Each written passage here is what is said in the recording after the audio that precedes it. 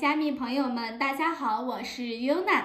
还记得不久前我分享的关于 Gleipnir 的视频吗？关于让每个人都能接触到密码的那个。今天我非常兴奋，能够更深入的研究这个项目。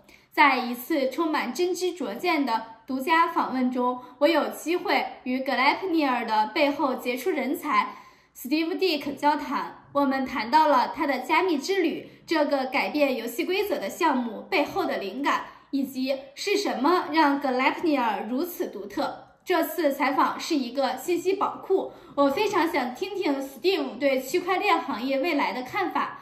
准备好了解 Gleipnir 背后的思想，以及他如何改变散户投资者的游戏。以下是我问 Steve 的一些问题。向我们介绍一下你自己吧 ，Steve， 你是谁？你的专业背景是什么？ Hello, nice to meet you. My name is Steve Dick. I am one of the co-founders of Gleipnir. I currently serve as the chairman and the CEO. I think my professional background, my business background, brings the experience that's necessary to make Gleipnir a success. I have a university degree in economics, and while I was at university, I did study on full scholarship at two world-renowned economic institutes. A few weeks before graduation, I accepted a position at a bank working on institutional accounts, and while I was at the bank, I worked on the largest institutional transactions across the state of Alaska. I did receive a lot of international press for my work, and the bank won several very prestigious national awards for the work that I had done. And then a multi-trillion-dollar U.S. investment firm hired me to lead an office in my home state of Tennessee. So while I was there, I guided that office towards specializing in retail investors, primarily professionals and small business owners. And then in 2010, my wife and I founded and established our own investment firm, and that firm continued to specialize in retail investors. Now, my wife and I, we still serve actively on the board of directors of that particular firm. And along the way, I've earned a lot of prestigious professional credentials. I have never checked the international record myself, but I've been told that I'm the only person in the United States who holds all of these particular professional credentials. So I think I am old enough that my business decisions are tempered by the wisdom of real life experience, but I'm still young enough that I'm very, very interested in new technology. I'm very interested in new ideas. I'm very interested in new ways of doing things, and we still aggressively pursue business opportunities. The Gleipnir website does tell more about me. It has a link to my LinkedIn page for anybody who wants to see a formal resume or wants to connect with me online. 是什么吸引你进入加密货币的世界呢？ So how did I come to be in the crypto business? Well, we own the existing firm that I mentioned. In 2019, customers began asking us about crypto, but nobody at the firm knew anything about blockchain. Nobody knew anything about crypto. And by 2021, customer interest had grown to be very substantial. So in 2022, I dedicated hundreds of hours to learning about blockchain, to learning about crypto, primarily through online outlets like Ivan on Tech and some others. And as Crypto Twitter likes to say, you cannot learn about Bitcoin without becoming engaged. So I ended up opening accounts for myself and my wife and trading crypto. And now my education has continued. I attend several international conferences every year, and so that by now I've spent hundreds of hours learning about blockchain and cryptocurrency.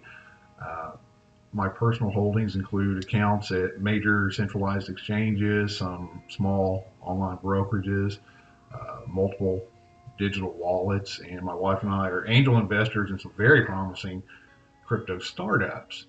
And then in the spring of 2022, I made the executive decision that our firm would start offering professionally managed crypto portfolios to our existing customers.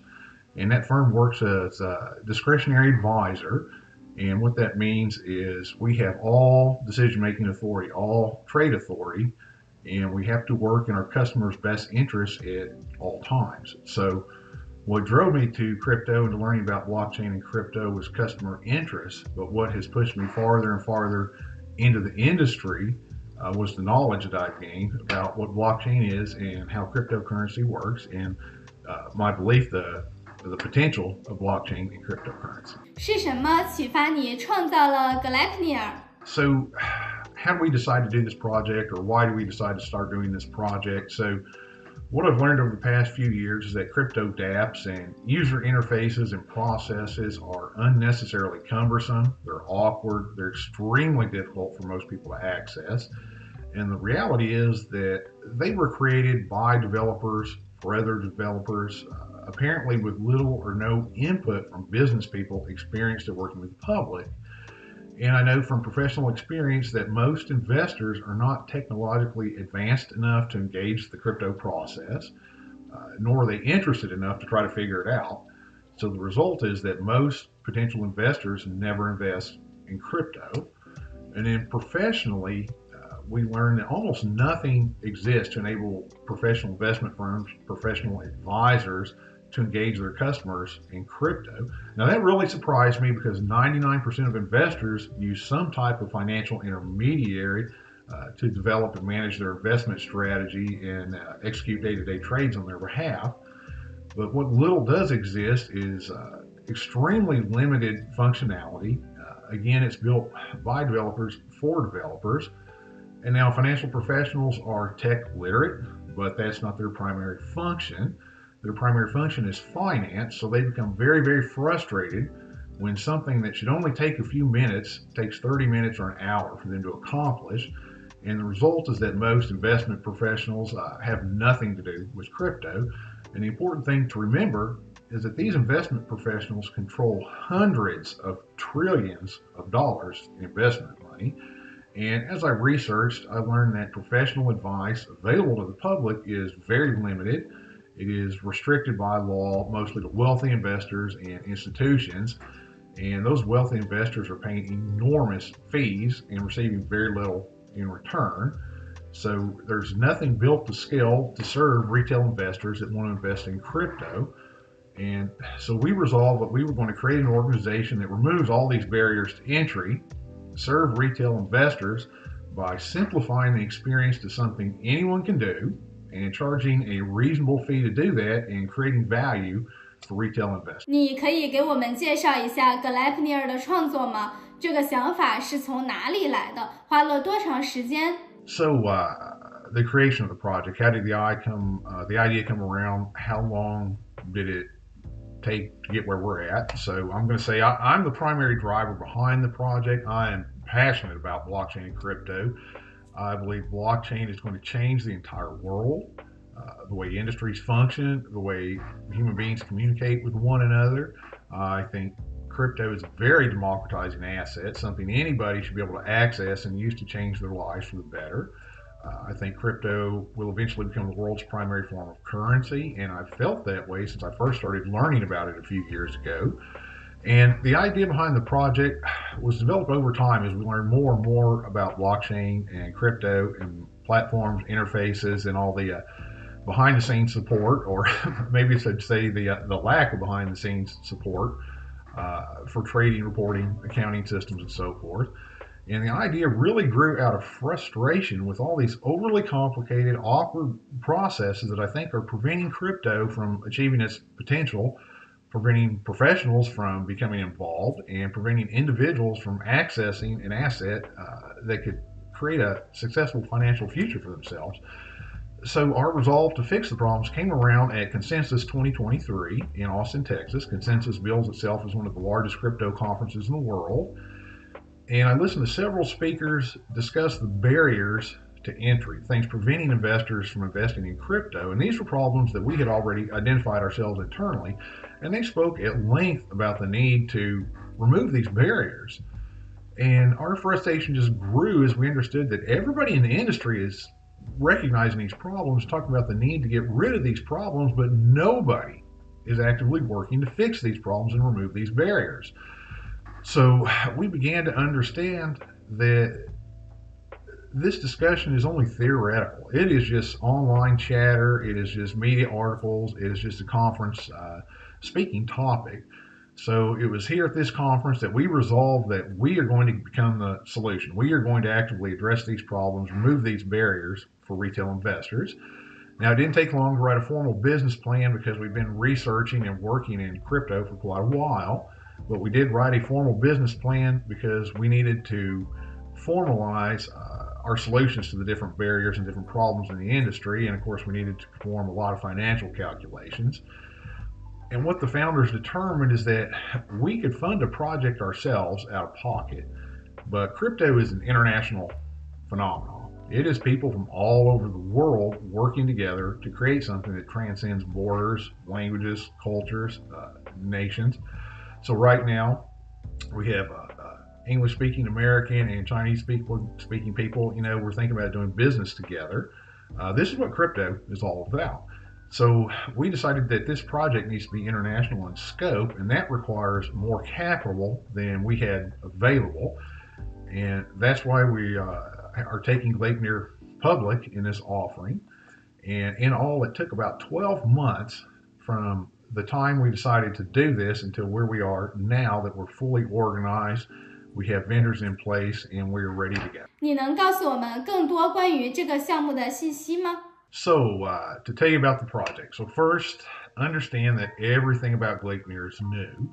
We are on the leading edge of blockchain. We literally stand alone at the intersection of crypto and global finance.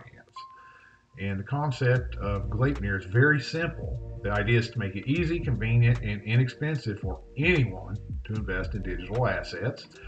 And to do that, we have to break down all the barriers preventing people from investing, and there are a lot of barriers preventing people from investing. So, for example, blockchain structures like DAOs, they're foreign, they're untrusted by most people. So we organize as a traditional business everybody's familiar with, a corporation. We've all heard of corporation, we've all done business with corporation.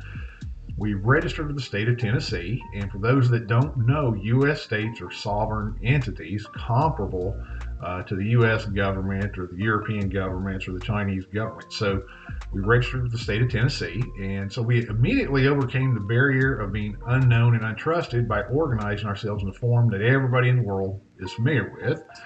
And we know how to very easily overcome every obstacle investors face when they're approaching crypto. And we are organized to establish wholly owned subsidiaries in different countries around the world, and that enables us to comply with various regulations in different countries. But more important to us, the thing that's important to us, it enables us to successfully work with different people in different languages and different cultures by hiring professionals who are native to every single country.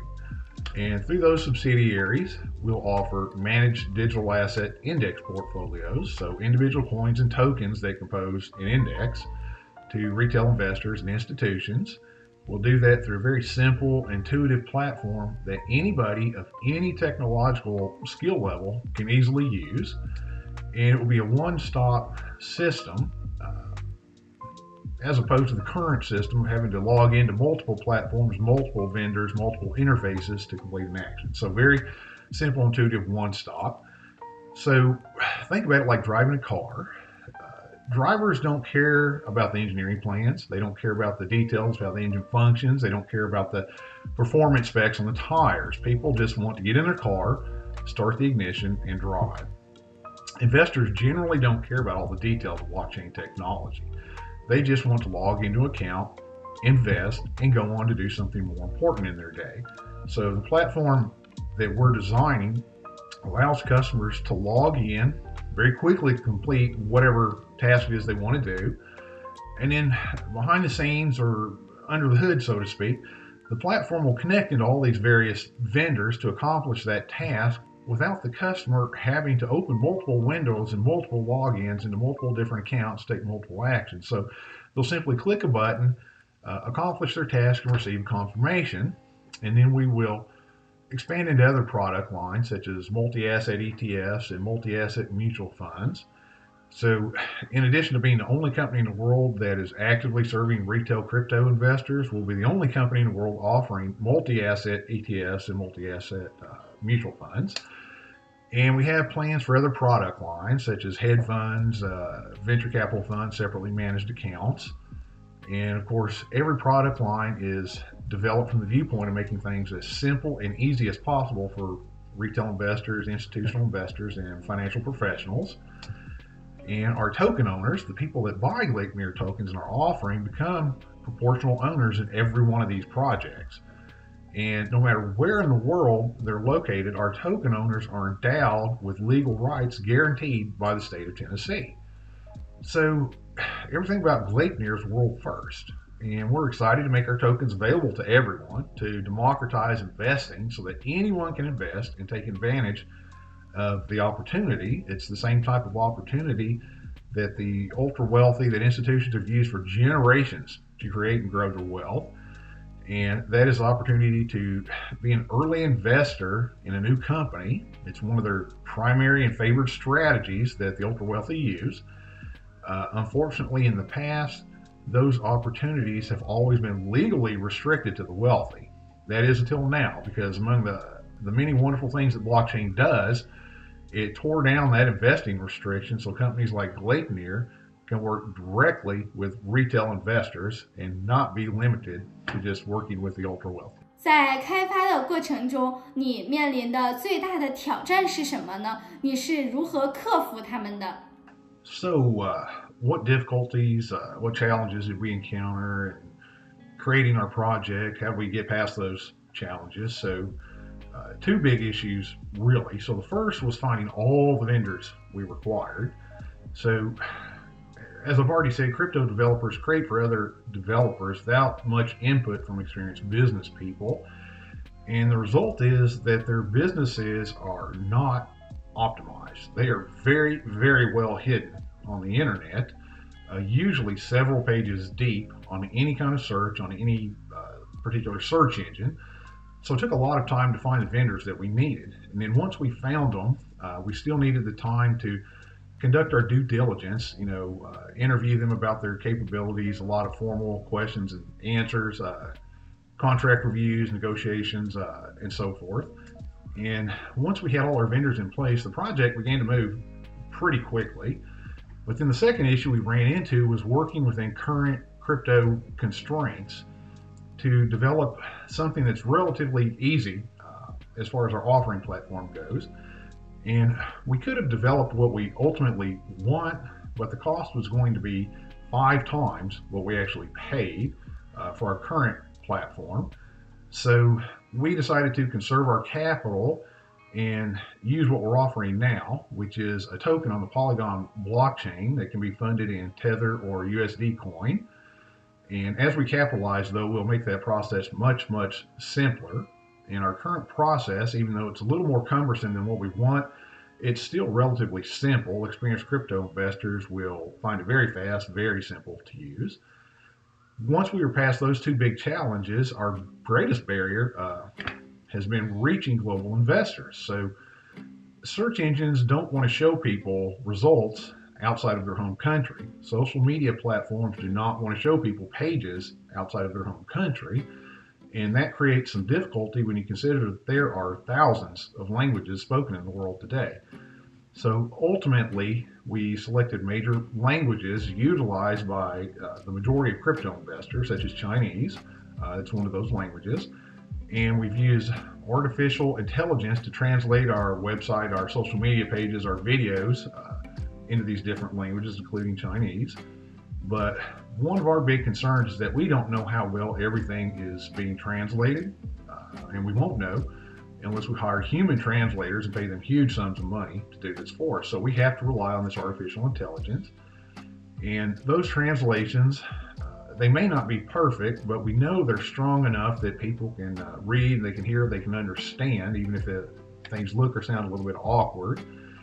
And then on a daily basis, we're contacted by various crypto content creators, people just like you, from all around the world, and they're reviewing us, interviewing us, reviewing our project in different languages. So again, we're trusting that those people's translations are accurate and easy to understand. And as we establish our global subsidiaries, we'll have teams of native speakers in each country who can fine-tune translations so that they're perfectly fluent for anyone in any language in which we operate. So language barriers and big tech's approach to language has been our most recent challenge. But every day we're identifying solutions to communicate with people around the world, no matter what language they might speak. 你这个项目的最终的目标是什么呢？ So our goals for the project, well, our immediate goal is to capitalize the company well enough to ramp up operations, to complete development, begin opening subsidiaries. It's a very exciting, very fast-moving time in blockchain, and we're ready to engage more developers, organize more subsidiaries, and begin profitable business. And this is why we're focused so heavily on the Gleipnir token offering right now. Our midterm goals are to establish profitable operations in approximately 30 countries around the world. And I say approximately because the regulatory environment is very, very fluid right now. Regulations change almost weekly. And we expect some nations to take actions which cause them to revert from being a very favorable crypto market to immediately becoming a market that no crypto operation wants to be involved in. And likewise, we think there are markets that nobody wants to be involved in right now who will make some regulatory changes that make them very, very attractive to crypto operations. And simultaneously, we want to expand our product line. No one product is right for every person in every situation at every time. And so we want to create different products and approach investors where they're at to make it easy for them to access crypto through our platform. And then longer term goals are a little more nebulous because the industry and the technology is advancing so quickly. We have several good ideas, but we don't want to devote resources, time, and labor to those ideas right now because changes which are occurring constantly could easily cause our opinion and our views to change. So we'll devote resources, those long-term goals, as we advance, as we build out the company. 你认为 Gleipnir 还有其他类似的项目吗？ So, to what crypto projects can we compare ourselves? So, Gleipnir is literally, we're blazing the trail through blockchain, crypto, global finance. Everything we're doing is new. There's no company doing what we're proposing to do. No one's even talking about it. So there's really no blockchain project or financial project we can benchmark ourselves against. But when you consider what we're doing, using technology to make something easy, convenient, inexpensive for everyday people, there are several comparative case studies, which is a primary learning method in business school. So, for example, in the 1980s, if a person wanted to use a computer, they had to first learn how to use MS-DOS, which is very time-consuming, very expensive to do. Computers were rare. What computers did exist had very little functionality, so almost nobody took the time to learn MS-DOS, which means almost nobody was using computers. And then a man named Bill Gates had the idea that he could create a computer system so simple that anybody could intuitively use a computer, and simultaneously that he could improve functionality so that people would want to use a computer. He formed a company called Microsoft, released a product called Windows. So without Bill Gates' vision, we wouldn't be talking right now because computers as we know them just would not exist. So Microsoft is a comparative case study of making technology easy for computers to use. And then at the same time that Bill Gates was doing this, computers were huge. They were very bulky machines that cost millions and millions of dollars. Only the largest governments and the wealthiest international corporations in the world own computers. And Steve Jobs had the idea that he could make functional computers produced at such a low cost that anybody could afford to buy them. And his vision formed a company called Apple, and it's progressed to the phone that most of your viewers are holding in their hand right now. So Apple is a comparative case study of making functional technology affordable. And then Jeff Bezos, he did the same thing for retail sales when his vision led him to form Amazon to make it easy, convenient, inexpensive for retailers to sell and consumers to buy. So Amazon is a comparative case study of making what Gleipnir proposes to do, making it easy, convenient, and inexpensive for consumers. Elon Musk did the same thing with electric vehicle technology when his vision led him to form Tesla and mass produce electric vehicles that consumers could afford to buy. So Tesla is a comparative case study of making new technology affordable on a large scale. And those entrepreneurs, they create companies that change the world by forming companies literally in their basement and in their garage. They began with nothing more than a pen and a piece of paper and an idea. And their early investors, the people that had the foresight to see what they were doing, were willing to accept some calculated risk. Those early investors have been very richly rewarded. They become among the wealthiest people in the entire world. So Gleipnir's vision is to do the same thing with blockchain, to redefine crypto investing into something that anyone can easily, conveniently, inexpensively access. We believe we're going to become the dominant company in our space, and that our investors will eventually become very wealthy. It's simply a matter of whether or not an investor has the kind of foresight, vision, and investment discipline to take that calculated risk. 你认为格莱普尼尔对全球区块链产业和加密货币投资有什么样的影响呢？ So, how will this project, how will Gleipnir affect the global blockchain industry and crypto investing? So when we look at the very highest levels and we consider Gleipnir's place in the industry, we see Gleipnir helping bring hundreds of millions of investors to crypto by making it easy for them to do so. So a capital injection of that size easily pushes prices up for existing investors. It's very good for all of us existing crypto investors. But more importantly, it enables blockchains to expand their development farther, to advance the technology faster. And that attracts the brightest minds, the most talented developers, the most visionary entrepreneurs. And it's going to help advance blockchain to undreamed of heights in one way or another, improving the lives of everybody in the world, no matter where we're at and what we do. And our professional experience tells us that people use what they own. So introducing people to crypto will naturally cause them to begin using crypto. And as demand increases among consumers, more and more businesses will begin accepting crypto as a form of payment. As more and more businesses accept crypto, more and more consumers are going to use crypto. So it's a exponentially increasing circle that grows the crypto ecosystem. In our professional world, our experience is finance, and it is difficult to imagine, but there is several $100 trillion in capital available in the world today. And having been in this industry for over 2 decades, we know that as Gleipnir grows, as Gleipnir prospers, other financial firms will follow, and they're going to bring that capital with them. So at the very highest level, we see Gleipnir's role in blockchain is helping the technology and the industry grow quickly for the betterment of everybody in every situation. 什么样的投资者适合这个项目呀？ So what type of investor should invest in this project, should invest in Gleipnir? So that's interesting. I think we've already answered that question to some degree. Gleipnir enables investors anywhere in the world to quickly and easily access one of the primary investment strategies used by the ultra wealthy and the institutions to create their wealth and to grow that wealth exponentially. So Gleipnir tokens are ideal for visionary investors who have the foresight to see where technology is going. They have the vision to see where currency is going, where finance is going, where every industry in the world is going. So we're ideal for disciplined investors who will take a calculated risk in search of very great wealth. And from the Gleipnir token owner perspective, for the first time in the history of the world, they have access to invest in the same type of project institutions and the ultra wealthy use to generate these large outsized returns.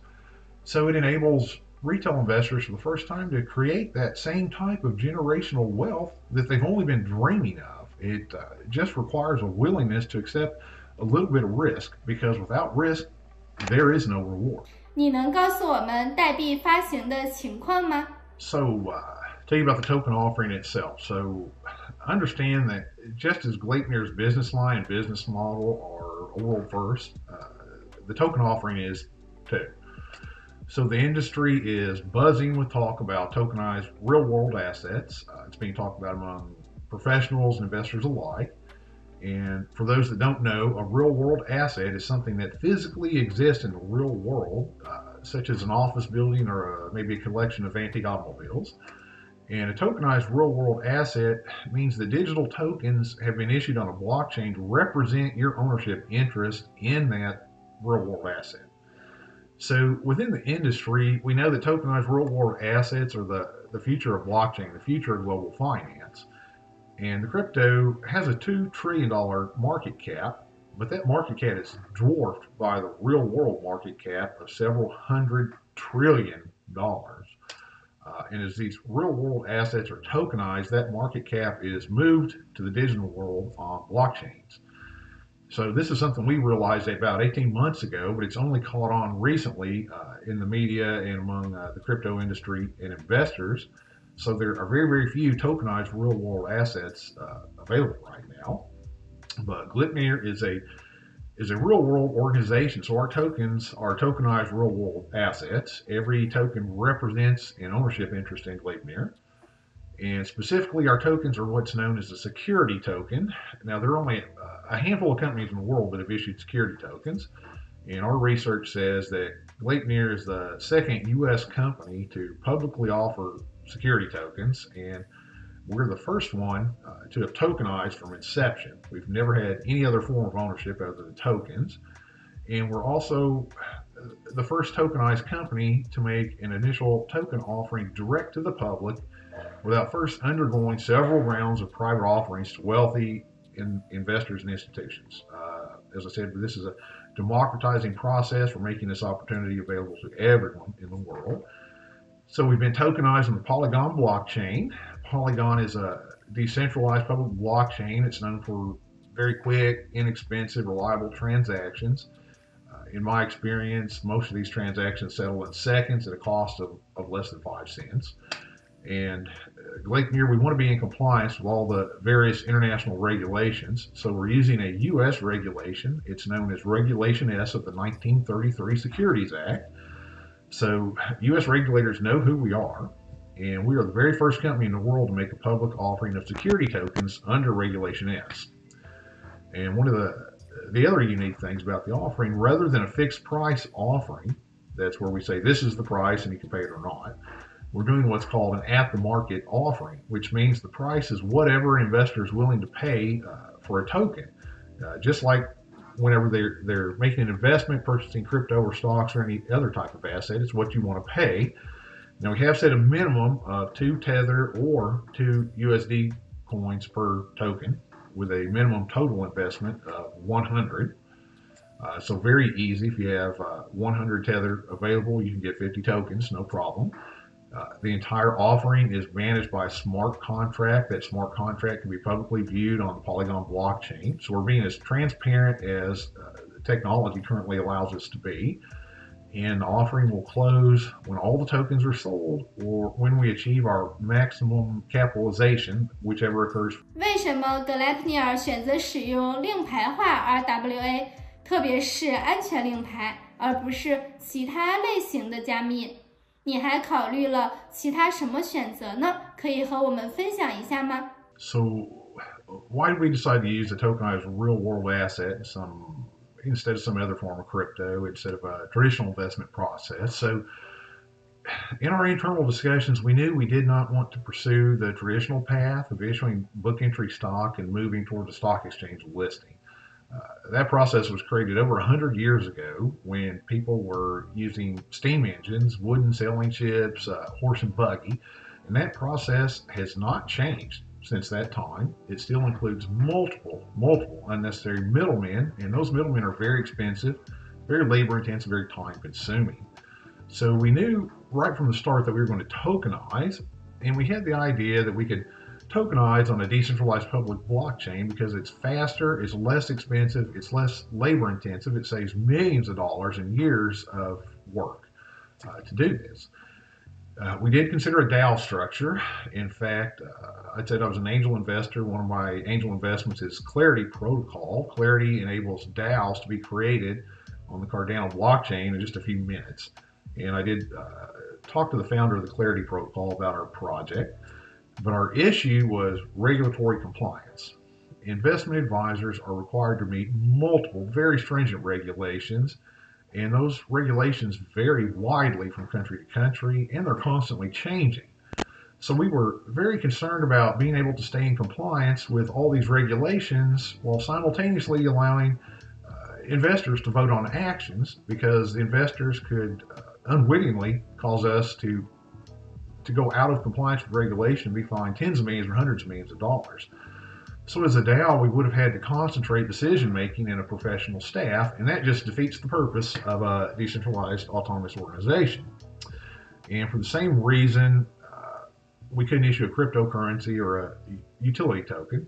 So by process of elimination, we were led to tokenize real world assets, something that's interested me for a very long time.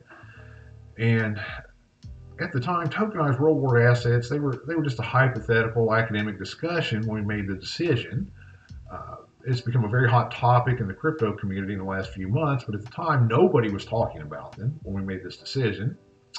And we specifically focused on security tokens because securities are one of the largest asset classes in the entire world. And we believe securities are the asset class most likely to be tokenized due to the cost savings, the ease, all the conveniences that come with that. And there were no public security tokens in the world when we made that decision.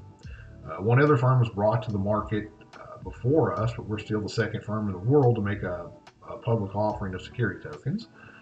And security tokens, they hold numerous advantages, not just for issuers like Gleipnir, but for investors as well. They're fast, they're inexpensive, they're easy to obtain. They trade 24/7 on global exchanges. They come with embedded legal rights, something that no other crypto has. So, for that reason, that's why we focus on tokenized real-world assets and security tokens in particular. 投资者如何购买 Gleipnir 呢？这个代币呢？ So, how can investors buy our tokens? So, our platform is known as DS Dashboard. It was developed by Stobox Technologies, which is a very reputable, very talented international blockchain development firm. And the quickest, easiest way to access it is through our website. Just go to the investors page. There are several Invest Now buttons. Just click any of those buttons and you'll automatically be redirected to our platform. Something everyone should know, in the upper right-hand corner is a drop-down menu where you can select your language, and the website will automatically be translated into your language. So when you get to the platform, just establish first-time login credentials, a username and password, just like you have to do everywhere else. I recommend that you go ahead and complete Know Your Customer. That's a requirement of almost every country in the world. You don't have to, but I recommend you go ahead and do that. You're not committing yourself to buy anything or do anything. And now once you're in, this is where you can find our documents. They're available in multiple different languages, including Chinese. And inside those documents are copies of all our legal filings, an attorney letter verifying that we're a real business so investors can be sure that we are in fact a real project, and a very detailed discussion of our plans. And unfortunately, the complexity of smart contracts kind of prohibited us from translating that into different languages, but any browser that you're using will be able to translate the platform into your language so it's easier for you to read.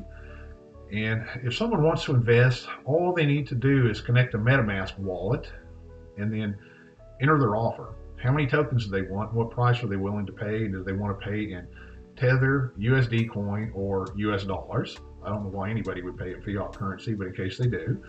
And since we're on the Polygon blockchain, investors are going to need at least one Matic to process their transaction. Matic is the native cryptocurrency of Polygon, and one should be enough to process multiple transactions. And the smart contract will automatically email you when you register, when you pass Know Your Customer, when you send a transaction, when your tokens are issued, and so forth. We want our investors to know what's going on. We want everyone to be comfortable with this, so we'll communicate with you every step of the way. It's a relatively simple process. Experienced crypto investors with an existing MetaMask wallet should be able to log in and trade in 2 to 3 minutes. Even an inexperienced crypto investor who needs to set up a MetaMask wallet, it's only going to need 5 or 10 minutes to get in there and do this if they're tech savvy.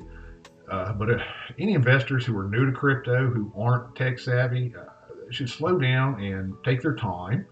Make sure they do things correctly. Just follow all the on-stream instructions. It's very simple. And now we do hope to have additional wallets available very soon, but for now, MetaMask is the wallet of choice. Gleipnir 令牌将在哪里进行交易呀？So, where will tokens trade? That's a great question. So, we've already made arrangements for our tokens to trade on DSSwap. DSSwap is a decentralized public blockchain exchange that functions on any Ethereum virtual machine, public blockchain. So right now there are over 20 of those public blockchains available. For example, Polygon, BNB, and Avalanche. And like any decentralized exchange, DSSwap is open 24 hours a day, 7 days a week. It trades globally and transactions settle in seconds. And again, that's on a public blockchain, very transparent. We've interviewed other exchanges about their capabilities and their willingness to integrate with our platform so we can create even more trading outlets, more liquidity. And several exchanges are capable of doing an integration. They're willing to do an integration. So if investor demand exists, we'll go ahead and establish relationships with those other exchanges, get them integrated, and that's going to increase global liquidity, increase and improve price discovery, and be better for investors all the way around. 如果让你给大家推荐3本有关财经的书籍，那么你会推荐哪几本呢？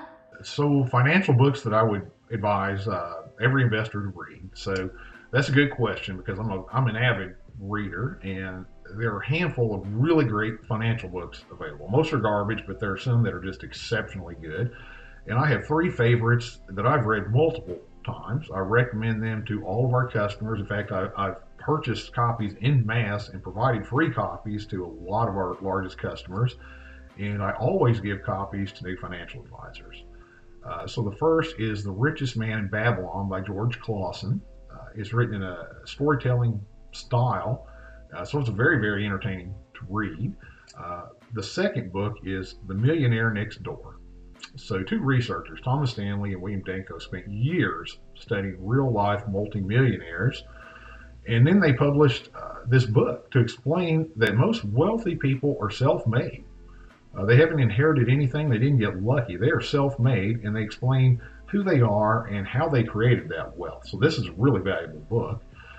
And then the last book is Rich Dad, Poor Dad by Robert Kiyosaki. In there, he shares his real-life experiences explaining how his biological father's lifelong actions led his biological father to a very mediocre financial life, to struggle most of his life, while his best friend's father took different actions which led him to a life of great wealth and prosperity. So I've worked with wealthy investors for well over 20 years, and I can say with absolute authority that the principles taught in those books are the exact same principles that wealthy people use to create their wealth, and they continue to use to grow their wealth. It is not theoretical. This is real life.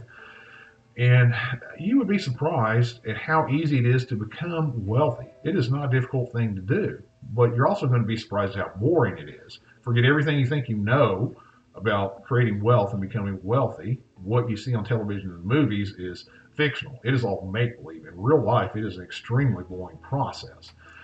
But these 3 books, taken together and applied to a financial life, the concepts presented are going to propel anyone to wealth and financial independence. So I recommend that everybody buy copies and read all 3. 你可以跟我们分享一下你最近收到的最有用的商业建议和投资建议吗？ Oh, the best business advice, best investing advice I've ever received. I've received a lot of really good advice in my life. Something that's really stuck with me. It's always stood out to me. I've never forgotten it since I was taught it. When I was a teenager, my dad assigned me a chore, and I did an exceptionally poor job. I did a terrible job at this chore. And my father, he's always been a very stern, very blunt man. And when he saw what a bad job I did, he looked at me and he said, if you're going to do something, either do it right or don't do it at all.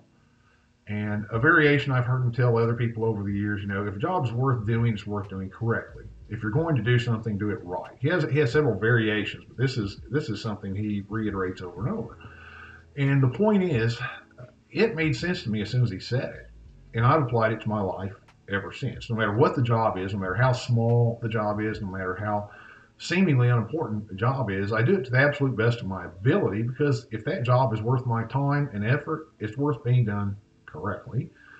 And that is the principle I try to instill in everybody that works for me, especially the co-founders and the staff at Gleipnir, that we will do things correctly at all times. Now, investing advice, that's interesting, because I'm a financial professional. I don't normally get advice. I'm usually the person dispensing advice. So I'm going to give you some of the advice that I've been giving clients for 20 years. So the advice is, stop listening to popular financial opinion. Stop following investment fads. Stop chasing returns. Avoid get-rich-quick schemes. Those are things that everyone does, but very few of those people ever become wealthy, which will tell you that does not work. Instead, look at the wealthy and imitate what they do. About 95% of wealthy people are self-made.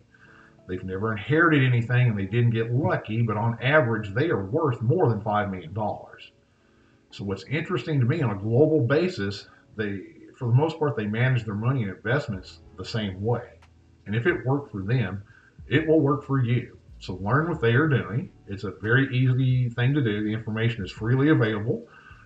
Myself, I publish blogs, videos, social media posts about it all the time, and so do other people.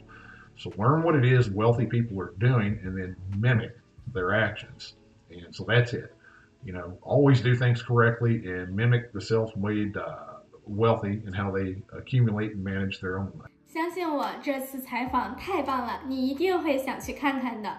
很明显，Steve 是一个有远见的领导者，对金融和区块链技术的潜力都有深刻的理解。他让每个人都能使用加密货币的热情，确实鼓舞人心。这次面谈对我来说是一个惊喜，我知道对你来说也是。请务必观看这次完整的视频，了解更多关于 Gleipnir 的信息。访问他们的网站，了解更多关于他们项目的信息，以及如何参与进来。链接在下面的描述中，我还会把这段视频中所有有用的链接放在那里，方便大家获取更详细的信息。是时候让加密投资变得简单，让每个人都可以使用了。让我们一起建立这个密码社区。不要忘记点击订阅按钮，获取更多的精彩加密内容。我们下期视频再见。